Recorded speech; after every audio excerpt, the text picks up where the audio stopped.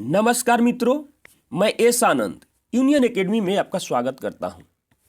आज से हम लोग बिहार सिविल कोड प्यून परीक्षा के लिए इंग्लिश के प्रश्नों को देखेंगे। यहां हम लोग इस बात को की जांच करेंगे कि अंग्रेजी में हमारी तैयारी कहां तक है, हम अंग्रेजी में कितने प्रश्नों को सोल्व कर सकते हैं। जहाँ से भी आप पढ़ रहे हैं, जिस बुक से भी पढ़ रहे हैं या जिस नोट्स से भी पढ़ रहे हैं, आप वहाँ से उसको और बेटर बनाने की पूरी कोशिश कीजिए। देखिए, हम लोग का जो एग्ज़ाम है बिहार सिविल कोड प्यून परीक्षा, इसमें इंग्लिश से आपको 15 प्रश्न पूछे जाएंगे, हिंदी से आपको 35 प्रश्न पूछे जाएंगे और मैथ से आपको 35 प्रश्न पूछे जाएंगे। आपका टारगेट होना चाहिए कि इंग्लिश में मुझे 10 प्लस क्वेश्चन का आंसर देना है। 10 प्लस आप क्वेश्चन का आंसर दीजिएगा तभी आपका सिलेक्शन हो पाएगा, वरना आप देख रहे हैं कि बहुत बड़ी भीड़ है, बहुत ज़्यादा लोग फॉर्म भरे हुए हैं। आप इस बात का जरूर गौर करके अपनी तैयारी को अच्छा से अच्छा, जितनी अच्छी हो सके आप बनाइए।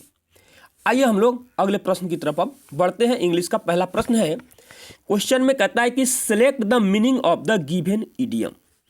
ध्यान से पहले समझिएगा। देखिए, सिलेक्ट यानी कि चुने, क्या चुने, तो कहता है कि दिए गए, इडियम का अर्थ होता है मुहावरा, दिए गए मुहावरे का अर्थ चुने, मीनिंग का अर्थ होता है अर्थ, यानी कि उसका मतलब आप बताइए।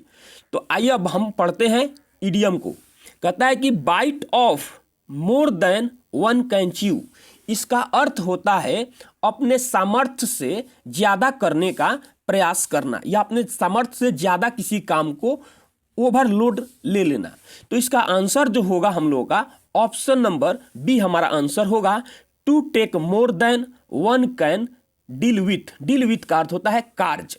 क्या होता है? कार्य, यानी कि मतलब कि कोई कार्य जो है वह ज़्यादा ले लेना, करने से ज़्यादा, जितना हो सकता है उससे ज़्यादा लेना, यानी कि ऑप्शन नंबर बी हमारा आंसर हो जाएगा। आगे बढ़ते हैं क्वेश्चन नंबर 37। क्वेश्चन नंबर 37 में कहता है select the synonym of the given word, यानी कि दिए गए शब्दों का, ध्यान से देखिएगा, दिए गए शब्दों का सिनोनिम का अर्थ होता है परवाची शब्द। क्या होता है? परवाची शब्द। जैसे हिंदी में हम लोग जानते हैं वायु, पवन, उसी तरीके से अंग्रेजी में भी होता है, इंग्लिश में भी होता है सिनोनिम। सिनोनिम का अर्थ होता है परवाची शब्द, और परवाची शब्द को क्या कह रहा है कि चुने, सिलेक्ट मतलब चुने, पहचाने, जाने। तो आगे आइए, अब दिया हुआ है कंपैशन। कंपैशन का अर्थ देखिए, वर्ड को तो आपको याद करना पड़ेगा। इसका अर्थ होता है करुणा। क्या होता है? करुणा या दया, इसका अर्थ होता है। आइए अब वर्ड के बारे में हम लोग बात करते हैं। तो आप जानते हैं बचपन से ही पीटी का अर्थ होता है दया, इनडिफरेंस का अर्थ होता है भिन्न। क्या होता है? भिन्न, अलग। हार्टलेसनेस का अर्थ होता है निर्मम, यानी जिसके पास दया नहीं है। क्रूरटी का अर्थ होता है भी निर्मम, अत्याचारी, अत्याचार। तो आप बताइए कि कंपेंशन का अर्थ हुआ करुणा और पीटी का भी अर्थ हुआ करुणा, दया। तो हमारा आंसर क्या हो जाएगा? ऑप्शन नंबर ए हमारा आंसर हो जाएगा। अगले प्रश्न की तरफ बढ़ते हैं। Question number 38। क्वेश्चन नंबर 38 में फिर से कहता है कि select the antonym of the given word, यानी कहता है कि दिए गए शब्द का एंटोनिम का अर्थ होता है विलोम, उल्टा। जैसे आग का पानी, उसी तरीके से उल्टा चुने, ऐसे जाएगा। एगोनी, अब एगोनी का अर्थ होता है कष्ट। क्या होता है? कष्ट, पीड़ा, कष्ट, पीड़ा। ध्यान से सुनिएगा, लिखावट में थोड़ा सा गड़बड़ भी होगा, तो आप ध्यान से सुनिएगा। एगोनी का अर्थ होता है कष्ट, पीड़ा। तो आप जानते हैं कि पेन का भी अर्थ होता है दर्द। क्या होता है इसका अर्थ? दर्द। इसका भी अर्थ कह सकते हैं कष्ट, पीड़ा, दर्द। सफरिंग का भी अर्थ होता है कष्ट, पीड़ा। और एफ्लिक्शन का भी अर्थ होता है कष्ट, पीड़ा, मुसीबत, दुख। और प्लेजर का अर्थ होता है आनंद। तो इसका उल्टा क्या होगा? कष्ट और इसका यानी कि दुख का, तो इसका उल्टा हो जाएगा एगोनी का जो आंसर होगा ऑप्शन नंबर डी हमारा आंसर हो जाएगा, प्लेजर। अगले प्रश्न की तरफ बढ़ते हैं। अगला प्रश्न है हमारा क्वेश्चन नंबर 39। क्वेश्चन नंबर 39 में कहता है select the word which means the same as the group of words given. कह रहा है कि चुने, क्या चुने, उन शब्दों को चुने जो मीनिंग देता है सेम एज, उसी के जैसा, जो ग्रुप ऑफ वर्ड्स शब्दों का समूह दे रहा या देता है, उसी के जैसा। यानी कि इसको अंग्रेजी में कहा जाता है वन वर्ड सब्स्टिट्यूशन, यानी हिंदी में कहा जाता है अनेक शब्दों का एक शब्द उसी के जैसा। यह भी क्वेश्चन दिया गया है।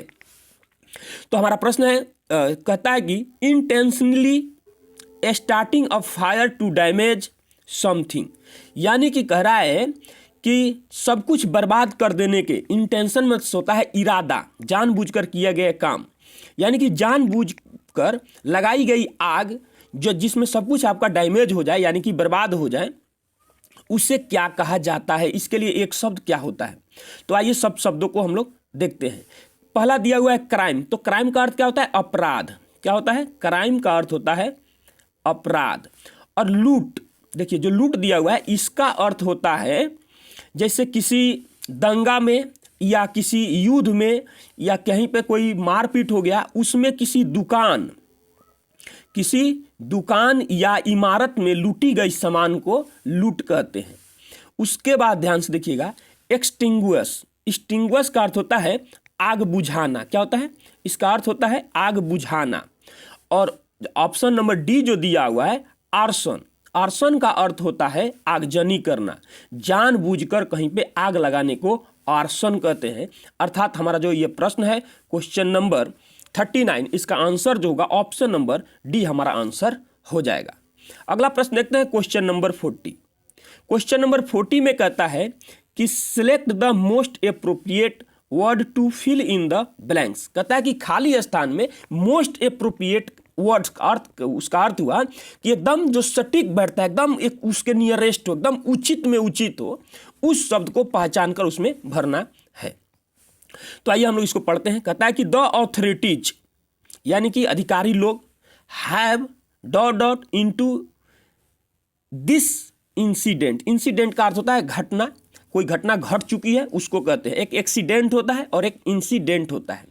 अब ध्यान से देखिएगा, दिया हुआ है ऑप्शन ए में इवैल्यूएट, इवैल्यूएटेड यानी V3 बन गया। इवैल्यूएट का अर्थ होता है मूल्यांकन करना, जांच करना। तो यह वहां पर आता है जहां पर जैसे हमारी कॉपी वगैरह जांच की जाती है, वहां पर आता है। टेस्टेड, टेस्टेड का भी अर्थ जांच ही होता है, लेकिन जैसे कोई किसी विधि की जांच की जाती है वहां पर टेस्ट का प्रयोग होता है। एग्जामिन्ड, एग्जामिन्ड का भी अर्थ होता है जांच करना, लेकिन कैसे जांच करना? ये किसी और की जांच करना, यानी कि जैसे कहीं पे कोई समूह है परीक्षा दे रहा है, जिसे नहीं देता एग्जामिनर आया हुआ है, ऐसे बोला जाता है कि परीक्षा की जांच करने के लिए। तो उस तरीके की जांच होता है। और किसी घटना की जो जांच की जाती है तो प्रोब होता है, और प्रोब से बना हुआ है प्रोब्ड, अर्थात ऑप्शन नंबर सी हमारा आंसर हो जाएगा यहां पर। नेक्स्ट प्रश्न देखते हैं क्वेश्चन नंबर 41। क्वेश्चन नंबर 41 में कहता है कि select the wrongly spelled word, यानी कि उन शब्दों को चुनिए जो क्या है, गलत है। उस शब्द को चुनना है जो गलत है। तो आइए ऑप्शन ए की शुरुआत करते हैं। ऑप्शन ए में दिया हुआ है LEISURE, लेसर। लेसर का अर्थ होता है फुर्सत, खाली समय में बैठना। तो इसमें कोई गलत नहीं है। आगे बढ़िए, JUDGEMENT, जजमेंट। देखिए दो तरीके से जजमेंट लिखा जा सकता है, आप डिक्शनरी को देख सकते हैं। यहां पर JUDGEMENT लिखा गया है, और एक होता है JUDGEMENT, जजमेंट होता है। तो ये दोनों तरीका से ये क्या है, यह सही है। आगे बढ़ते हम क्यों बता रहे हैं कि यह सही है, आप डिक्शनरी में इसको देख सकते हैं, यह सही है। उसके बाद आगे बढ़िए, लाइसेंस। लाइसेंस का अर्थ होता है आधिकारिक तौर पर किसी काम को करने के लिए अनुमति लेना, यह भी लाइसेंस भी हमारा सही है। इंडिपेंडेंट जो है यही गलत है। क्यों गलत है? देखिए INDEPEN और डी के बाद ए नहीं होगा, यहां पर ई होता है, इंडिपेंडेंट, जिसका अर्थ होता है स्वतंत्र। अगर यह भी सही होता ना, तो ऑप्शन नंबर बी को हम गलत मानते। नहीं तो यह सही है। ऑप्शन नंबर डी जो है हमारा आंसर सही होगा। और इस 41 का आप देख सकते हैं डिक्शनरी से। आप हमें कुछ कहने से पहले आप इसको देख लीजिएगा। आपके जो बुक है ना, यहाँ पर इसका आंसर जो दिया गया है वो बी दिया गया, जो कि गलत है, वो नहीं होगा। ऑप्शन नंबर डी हमारा आंसर होगा। अगला प्रश्न देखते हैं, क्वेश्चन नंबर 42। क्वेश्चन नंबर 42 में कहता है कि select the antonym of the given word. फिर से देखिए, इसका अर्थ हुआ दिए गए शब्द, इतना का तो अर्थ हो गया दिए गए शब्द। ऑफ मैंने का के की, और एंटोनिम का अर्थ होता है उल्टा, यानी दिए गए शब्द का उल्टा सेलेक्ट कर, यानी कि चुने, पहचाने। तो आगे बढ़ते हैं, इसका पहचानने के लिए उल्टा। एग्रीमेंट, एग्री से बना हुआ है एग्रीमेंट। एग्रीमेंट का अर्थ होता है सहमति। क्या होता है? एग्रीमेंट का अर्थ होता है सहमति। अब ध्यान से देखिएगा, एकॉर्ड, एकॉर्ड का अर्थ होता है समझौता या संधि। तो बात तो वही हुआ। ये प्रायः दो देशों के बीच में इसका प्रयोग होता है। इसका भी अर्थ होता है सहमति। हार्मोनी का अर्थ होता है तालमेल बैठाना, सामंजस्य स्थापित करना। उसके बाद है कॉन्सेंसस। कॉन्सेंसस का अर्थ होता है सहमति, यानी कि यह सर्वसहमति। कैसी सहमति होती है? कॉन्सेंसस, ऑप्शन नंबर सी जो दिया गया है। आम सहमति, सर्वसहमति के लिए कॉन्सेंसस का प्रयोग किया जाता है। और डिस्कॉर्ड जो दिया गया है, इसका अर्थ होता है विवाद। विवाद, विवाद, झगड़ा, विवाद, झगड़ा, असहमति, इसको कह सकते हैं। अर्थात देखिए, इसका हिंदी हुआ सहमति और इसका उल्टा हमको चाहिए, तो क्या हो जाएगा? ऑप्शन नंबर डी, यानी कि असहमति। ऑप्शन नंबर डी हमारा आंसर सही हो जाएगा, राइट हो जाएगा। ऑप्शन नंबर क्वेश्चन नंबर 43 को देखते हैं। क्वेश्चन नंबर 43 में कहता है कि select the wrongly spelled word. फिर से यहां पर पूछा गया है कि इसमें से कौन सा जो है हमारे सामने जो दिया गया है वह गलत है, यानी कि इसमें भी फिर से पहचानना है। देखिए, रॉन्गली स्पेल्ड का जवाब देने के लिए, क्वेश्चन का आंसर देने के लिए आपका वर्ड मीनिंग जो है वो बहुत ही बढ़िया होना चाहिए, बहुत बढ़िया से आपको याद होना चाहिए। आगे बढ़ते हैं, तो ध्यान से देखिएगा, 43 को हम लोग देखते हैं। अपेरेंट, अपेरेंट जो दिया हुआ है यह सही है। अपेरेंट का अर्थ होता है आभासी, वास्तविक जैसा, तो यह बिल्कुल सही है, इसमें कोई दिक्कत नहीं है। बिलीव, बिलीव का अर्थ होता है विश्वास करना, इसमें भी कोई दिक्कत नहीं है। कॉन्साइंस, कॉन्साइंस का अर्थ होता है स्वयं के, खुद के कर्म के अच्छे या बुरे होने का ज्ञान। आपको मतलब खुद ये पता होना चाहिए कि जो हम कर रहे हैं वह कर्म जो है वह सही है या गलत है, उसको कॉन्साइंस कहा जाता है। इसका हिंदी होता है अंतःकरण। अंतःकरण यानी कि खुद की जांच करना नहीं, लोग कहते हैं कि अपने अंतःकरण में पहले झांक कर देखिए, वहीं इसका मीनिंग होता है। यह ए, बी और सी तीनों सही है, इसका मतलब ऑप्शन नंबर डी ही जो है हमारा गलत है, और यही हमारा आंसर हो जाएगा ऑप्शन नंबर डी। तो आइए कहाँ गलत है यह भी हम लोग देखते हैं। इरिसिस्टेबल, इरिसिस्टेबल में बाकी सब सही है, ये जो ए है ना ये नहीं होगा, यहाँ इसके जगह पे आई होगा। और इरिसिस्टेबल का अर्थ होता है अटल, अस्थिर, न थकने वाला, अथक। एक शब्द के हजारों अर्थ होते हैं, आप उसको समझने के लिए ये होता है कि आप कहाँ पर किसका यूज कर रहे हैं। तो यानी कि ए के जगह पर आई होगा, यही देखिए छोटी सी मिस्टेक को पहचानना था। चलिए हम लोग अगला प्रश्न देखते हैं, क्वेश्चन नंबर 44। क्वेश्चन नंबर 44 में फिर से कहता है कि select the synonym of the given words. कहता है कि दिए गए शब्दों का प्रवाची शब्द समान अर्थ, या उसको प्रवाची शब्द को समान अर्थी शब्द भी कहा जाता है, सेलेक्ट करें, पहचाने। ग्रेटिफिकेशन, ग्रेटिफिकेशन का अर्थ होता है संतुष्ट। क्या होता है इसका अर्थ? संतुष्ट होता है। देखिए, थोड़ा सा लिखावट में गड़बड़ हो सकता है, लेकिन हम बोल रहे हैं इस बात पर आप जरूर ध्यान दीजिएगा, संतुष्ट। अब उसके बाद में बाकी जो 4 ऑप्शन दिए गए हैं हम लोग इस पर चर्चा करेंगे। एनवायंस, ANNOY, देखिए एनवाय का अर्थ होता है नाराज, चिढ़, चिढ़ापन, उसी से बना हुआ है एनवांस। एनवांस का अर्थ होता है नाराजगी। क्या होता है इसका अर्थ? होता है नाराजगी, इसका अर्थ होता है नाराजगी। फिर से आगे आपके सामने सेटिस्फैक्शन, सेटिस्फैक्शन का अर्थ होता है संतुष्ट, जो ऊपर दिया गया है। डिससेटिस्फैक्शन का अर्थ होता है असंतुष्ट। और कंप्लेन से बना हुआ है कंप्लेंट। कंप्लेन जो होता है वह नाउन हो, सॉरी वर्ब होता है, और कंप्लेंट जो होता है यह हमारा नाउन होता है तो कंप्लेन से कंप्लेंट बना हुआ है, इसका अर्थ होता है शिकायत। क्या होता है?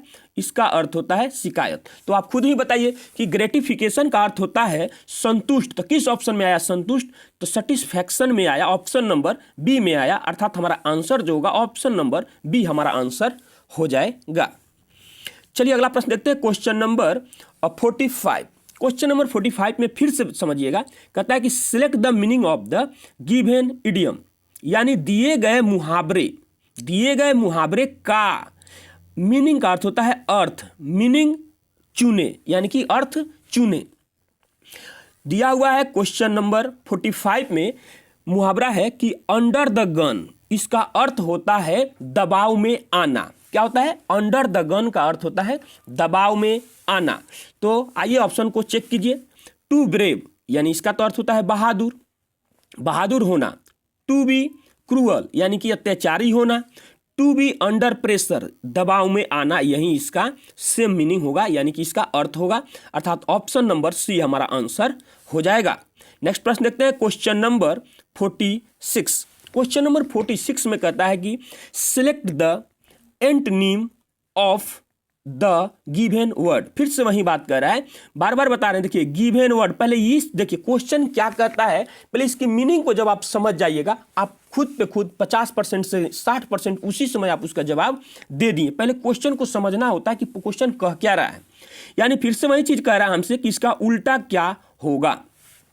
एबंडेंट का अर्थ होता है बहुत बड़ी मात्रा, भरपूर। इसका अर्थ क्या होता है? इसका जो मीनिंग होता है एबंडेंट का, बहुत बड़ी मात्रा, विद्यमान, भरपूर, यानी कोई चीज बहुत है। अब उसका जो है आपको उल्टा निकालना है। तब प्लेंटीफुल का भी अर्थ जो होता है, इसका भी अर्थ होता है बहुत बड़ी मात्रा में कोई राशि वगैरह उपलब्ध होना।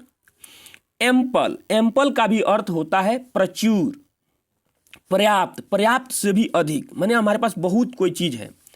कोपियस का भी अर्थ होता है भरपूर, बड़ी मात्रा में, प्रचुर। स्कार्स, इसी का अर्थ होता है, स्कार्स का जो अर्थ होता है, इसका अर्थ होता है दुर्लभ, यानी कि कोई चीज नहीं है, दुर्लभ। कमी, अभाव, क्या होता है? कमी, अभाव। तो इसका आंसर क्या हो जाएगा उल्टा जो हमारा होगा? देखिए कोई चीज बहुत ज्यादा है और उसमें कमी हो गया, तो ऑप्शन नंबर बी हमारा आंसर हो जाएगा। अगला प्रश्न देखते हैं, क्वेश्चन नंबर 47। क्वेश्चन नंबर 47 में कहता है कि select the meaning of the given idiom, यानी कहता है कि फिर से दिए गए मुहावरे का अर्थ बतावें। तो दिए गए मुहावरे का अर्थ होगा, पहले इसको पढ़िए, पीस ऑफ केक, यानी कि केक का टुकड़ा। तो आप बताइए कि केक का टुकड़ा का कहने का क्या अर्थ हुआ? यानी कि कोई चीज, अरे केक जैसा है, आसान है। केक को काटने के लिए क्या हमको कोई कुल्हाड़ी की जरूरत पड़ती है? नहीं, एक छोटी सी छुरी होती है, प्लास्टिक की भी छुरी से हम उसको आराम से बिल्कुल काट लेते हैं। तो यानी इसका मतलब यहाँ पर देखिए, ये हम जो बातें आपको बता रहे हैं वो याद करने के व्यू से, ताकि आपको याद हो जाए। जब भी आए अगर पीस ऑफ केक, तो आप उसको समझे कि ईजी, इसका मतलब कोई काम जो है वह बहुत ईजी है। इसलिए इस बात को हम आपको समझा रहे हैं कि उसको छुरी से काटा जाता है, यानी कि उस काम बहुत आसान है, केक काटना। यानी कि तो इसका अर्थ ही होता है कोई काम जो है वह बहुत आसान होना। पीस ऑफ केक का अर्थ होता है कोई काम बहुत आसान होना। तो इसमें आइए किससे मैच करता है? समथिंग वेरी टेस्टी, यानी कोई चीज है जो है बहुत स्वादिष्ट है, नहीं। समथिंग वेरी सॉफ्ट, बहुत सॉफ्ट का अर्थ होता है नरम, मुलायम, नहीं, यह भी नहीं होगा। ऑप्शन नंबर सी हमारा आंसर हो जाएगा, समथिंग वेरी इजी, यानी कि कोई काम बहुत आसान होना। और ऑप्शन डी में दिया हुआ है समथिंग वेरी डिफिकल्ट, यानी कोई काम बहुत कठिन होना, वो नहीं होगा। आंसर हमारा ऑप्शन नंबर सी हमारा आंसर हो जाएगा। अगला प्रश्न देखते हैं, question number 48। Select the synonym of the given words, दिए गए शब्दों का प्रवाची शब्द चुने। ध्यान से देखिएगा, ये क्वेश्चन बहुत आसान भी है और अच्छा क्वेश्चन है। इंटीग्रेशन, देखिए इंटीग्रेशन जो लिखा हुआ है, अगर जो लोग भी आईएससी में मैथ पढ़े होंगे तो 12 क्लास में इंटीग्रेशन को सोल्व किया जाता है, वहां से ये शब्द उनको जरूर याद होगा। इंटीग्रेशन का अर्थ होता है समाकलन या एकीकरण करना। क्या होता है? एकीकरण करना। अब आइए ऑप्शन का मिलान करते हैं। तो ऑप्शन का आप मिलान कीजिएगा कि कौन सा किसका अर्थ क्या होता है। तो देखिए सेपरेट से बना हुआ है सेपरेशन। सेपरेशन का अर्थ होता है अलगाव। क्या होता है? अलगाव। अलगाव। हमको चाहिए परवाची शब्द, तो ये तो होगा नहीं, इसका अर्थ होता है एकीकरण करना, और ये हो जाएगा अलगाव, तो ये तो अलग हो गया, ये तो इसका एंटोनिम हो गया।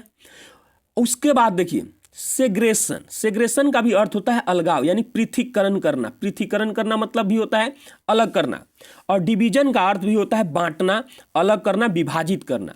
तो इसका जो आंसर होगा ऑप्शन नंबर ए हमारा आंसर होगा। यूनिफिकेशन का अर्थ होता है एकीकरण करना। क्या होता है? इसका अर्थ होता है एकीकरण करना। थोड़ा सा लिखने में समस्या है, आप हमारी बात को सुनिए बढ़िया से, इस बात से आप यहाँ पर और अपनी जांच को कर सकते हैं। एकीकरण करना, तो इसका आंसर जो हमारा होगा 48 का ऑप्शन नंबर ए हमारा आंसर हो जाएगा। अगला प्रश्न देखते हैं क्वेश्चन नंबर 49। क्वेश्चन नंबर 49 में कहता है कि आइडेंटिफाई यानी कि पहचाने क्या द सेगमेंट, कहता है कि उस टुकड़े को, उस खंड को पहचाने इन द सेंटेंस, कहाँ पे? वाक्य में।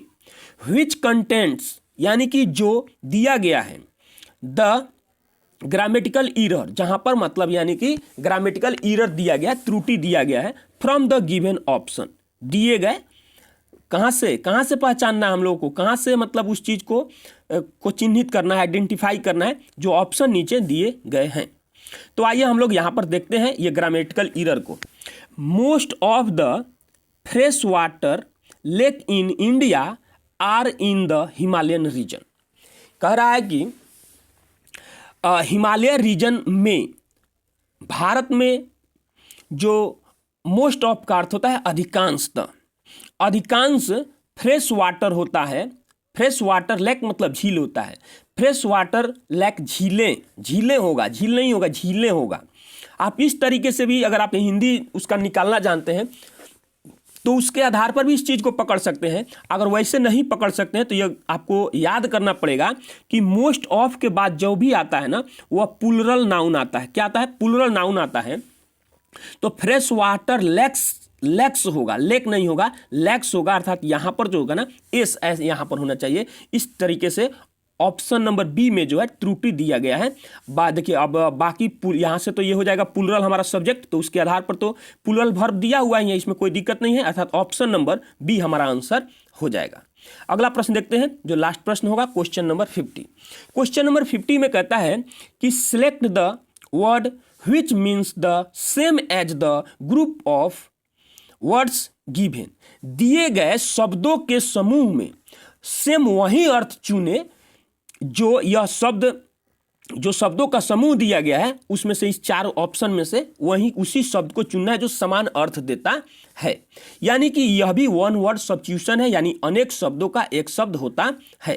तो आइए हम लोग इस क्वेश्चन को पढ़ते हैं।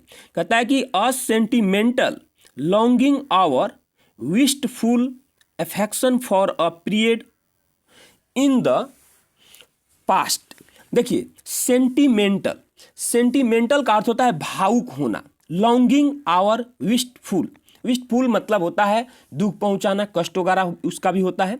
अफेक्शन यानी इसका मतलब होता है कि यह कहना चाहता है कि इन द पास्ट यानी भूतकाल में बीते हुए, फॉर अ पीरियड एक समय के लिए, उससे अफेक्शन का अर्थ होता है लगाव, उसका एक लगाव है, यानी कि भावनात्मक। वो जब उस पल को याद करता है तो क्या होता है, उसको मतलब गहरी सोच में चला जाता है, या उसको लगता है कि मतलब क्या कहें उसको कि मतलब हम पीछे बहुत सारी बातों को, जो बहुत सारी लोगों के साथ होता है कि उसको भूल नहीं पाते हैं, उस तरीके की बातें हैं, तो उसको क्या कहा जाता है?